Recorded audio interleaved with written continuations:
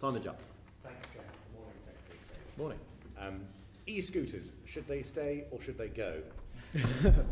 Look,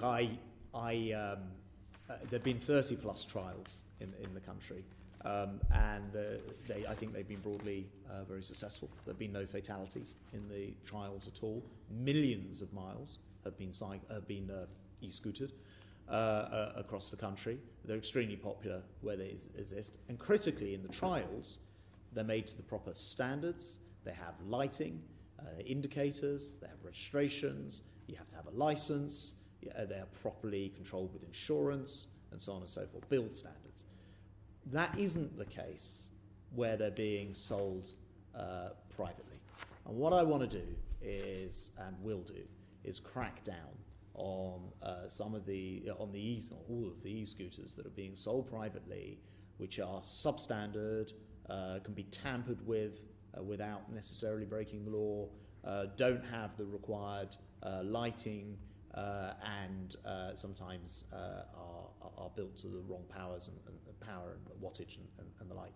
So we will crack down on the private market, make it illegal to sell e-scooters which don't meet the regulatory standards, which we will bring in, and stop there being a sort of free-for-all, making the retailers responsible for this, and bring those in the private market up to the standard, and potentially even exceeding the standard of what's required in the rental market. So you are suggesting then that following the trial, people will be able to legally buy e-scooters to use on public roads. They can't do it at the moment. Is that what you're planning to do? Just to be clear, the trial itself is not about that. The trial is about these rental setups. You indicated that you could be able to buy them from the shops, etc. Obviously, people can buy them. There is sometimes a label close saying, only use this in your garden. Nobody pays any attention to that.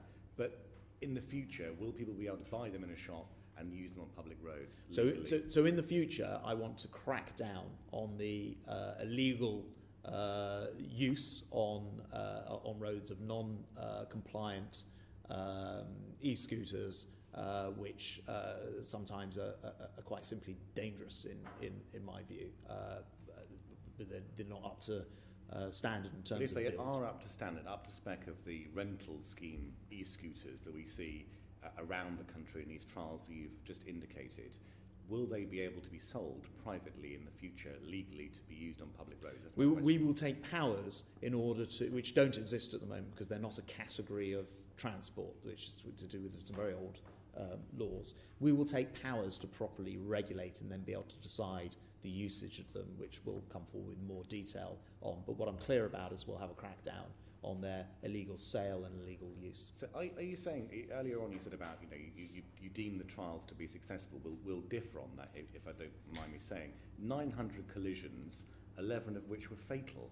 No, not in the trials. But more generally, because you've unleashed... more generally, that's the problem. Because you've unleashed the beast of these mechanical menaces, we have this problem, and this wouldn't have occurred without the trial taking place. I was going to say, neither I nor DFT invented e-scooters. They are a fact, and if you go to any other country in the world, most other cities, you'll see them being used very, very regularly. So I didn't consider, you can't uninvent technology. It isn't the case that there've been 9 fatalities in the trials. As far as I'm aware, there've been no fatalities in the trials. More generally, usage of e-scooters has led to these 900 collisions. No, I don't think that's right. They were already being sold prior to the trials taking place, and as I pointed out to the committee... That's data from last year, though, Secretary of State. Well, that's during the trials. Yes. I agree, but they're not part of the trials, and the sales were already taking place before the trials. Okay, so there's a technicality there clearly, but we can still see that the use of these particular things has caused problems on the streets of this country. Specifically where they've not been up to the technical standards, where they've been illegally used on the roads, where they're being sold without being up to the kind of standards that you see in the trials, yes. And as I've said, that is what I absolutely intend to crack down. How can you crack down on that? How can you do that? Because we know police have largely more important things to worry about, don't they? Well, there are lots of things that I think you could do. First of all, we don't have any standards set in law because there's no law that recognises this form of transport. So the first thing to do is set standards, right? How powerful can they be? How fast can they go? Do they have indicators? Do they have lights at night? And so on and so forth. And then the second thing to do is hold the retailers accountable. You can make an offence to sell one which isn't, it doesn't fit within the law. You can make it an offence to tamper with them. None of these things exist at the moment, and that as I say, I'm very keen to. I welcome that. That's a really good step forward. But do you think that, obviously the trial areas, some areas dropped out of the trials for reasons that have been made public previously. In the future, whether it's extending the trials or keeping them geographically limited in their usage, because there is an argument to say that e-scooters are more useful in a city, let's say Exeter, than they are in a town like Exmouth. So what's your thought process behind the future use of e-scooters? Because surely there are some places they just aren't suitable to be on the roads. Yeah, I think that's right. I don't think we're not planning to legislate for everyone every area to have trials of e-scooters in the same way as we don't require areas to have bike hire schemes, for example. But they are, they're a reality. They exist. If these things exist, they need to be made safe. And I think the trials have been useful in gathering data, and there's more data still to gather. The trials are still ongoing. But I note your very proper point about injuries and fatalities. But as I say, none of those have happened within the trials. What we need is for any usage to be on safe and safely used so they could be vehicles, whatever the type of They vehicle could be is. geographically limited. So, for example, in the City of London, you could still use them, but, for example, in other places, more rurally, they would be still not allowed. If, for example, you've earlier hinted, you'd be able to then buy them in a shop and then use them as a private vehicle. So I think there's quite a lot of work that's required on this. Just to set this out in proper order, first of all, we need a category that describes these things because they're impossible to legislate for without being able to describe them in law.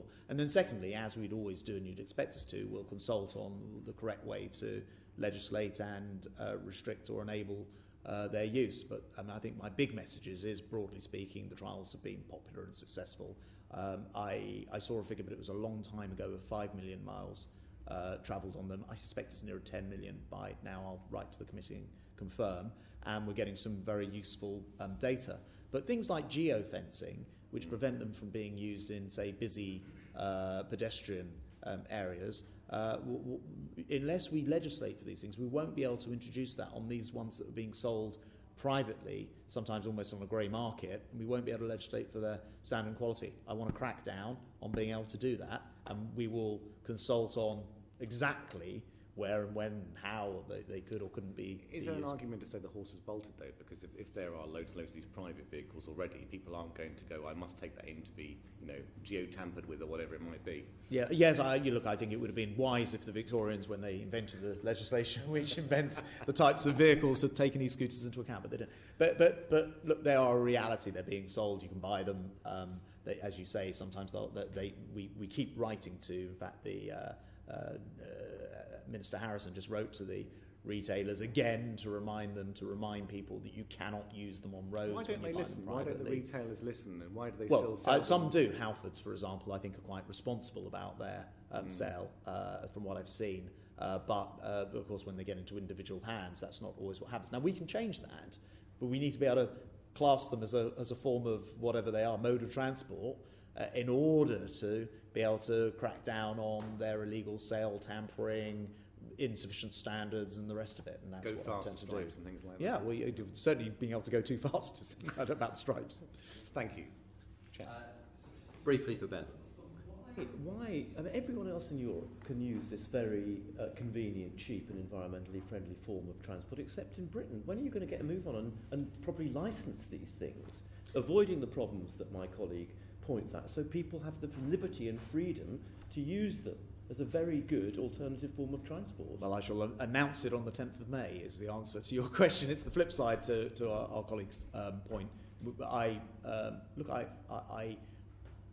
believe that we need to crack down on the poor standards and the inability to control them, and sort of sometimes when they end up being used in the wrong way or dangerously, and enable use where it's appropriate and responsible, and so on and so forth. So I think we're on the same side of the coin here, and the first thing is to have some legislation that describes the things.